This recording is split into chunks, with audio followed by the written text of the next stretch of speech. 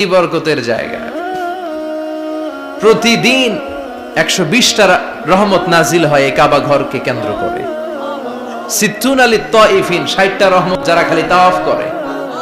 এই তাওয়াফের ইবাদতটা ওই জায়গা ছাড়া পৃথিবীর কোথাও করা যায়? কথা বলেন।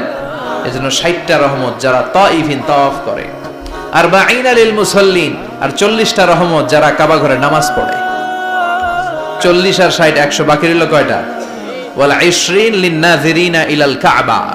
বাকি 20টা যারা তাওয়াফও করে না, সালাতও পড়ে না, খালি কাবা ঘরের দিকে তাকায় থাকে। কাবা ঘরের দিকে ফেল ফেল করে তাকায় থাকলো, আমলনামায় 20টা রহমত নাজিল করে কে? এত বরকতের ফ্যামিলি। সাইয়েদনা ইব্রাহিম সন্তান হলো ইসমাইল, স্ত্রীর নাম হাজার। 3 জনের ফ্যামিলি, চিল্লায় বলেন কয়জন? এই 3 জনের ফ্যামিলির এত বরকত, যেই জায়গায় হাত লেগেছে জায়গাটারে বরকতময় করেছে কে? যেখানে পা লেগেছে বরকত দিয়ে ভরে দিয়েছে কে?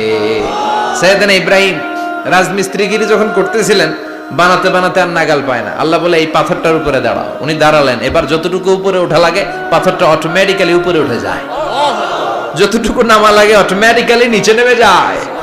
পৃথিবীর কোন পাথরে আপনি ইচ্ছা মতো লাথি মারলে এখানে পায়ের দাগ পড়বে? সাইয়েদনা ইব্রাহিম ওখানে দাঁড়ানোর সাথে সাথে উনার ফুটপ্রিন্ট পাথরের মধ্যে লেগে যায়। কাবা ঘরের পাশে গোটা বিশ্বের মানুষের কাছে চিরম্লান করার জন্য, চিরস্মরণীয় করে রাখার জন্য কাবা ঘরের পাশে আল্লাহ এই পাথরটার স্থান দিয়েছেন। মাকাম ইব্রাহিম। বিশ্বনবী তাওয়াফ করার পরেই ওই জায়গায় 2 রাকাত নামাজ পড়তেন। আপনারাও যারা হজ উমরা করবেন, তাওয়াফ করার পরেই মাকাম ইব্রাহিমে 2 রাকাত সালাত পড়া সুন্নাত। তার মানে পা লাগছে, ওইটা হয়ে গেছে আমগো মুসাল্লা। সাইয়েদনা ইব্রাহিমের পা যেখানে লাগছে ওটা আমাদের কি? সুবহানাল্লাহ কইবেন না? আর ওনার ছেলের পা যে জায়গায় লাগছে ওটা হয়ে গেছে জমজমের কুয়া।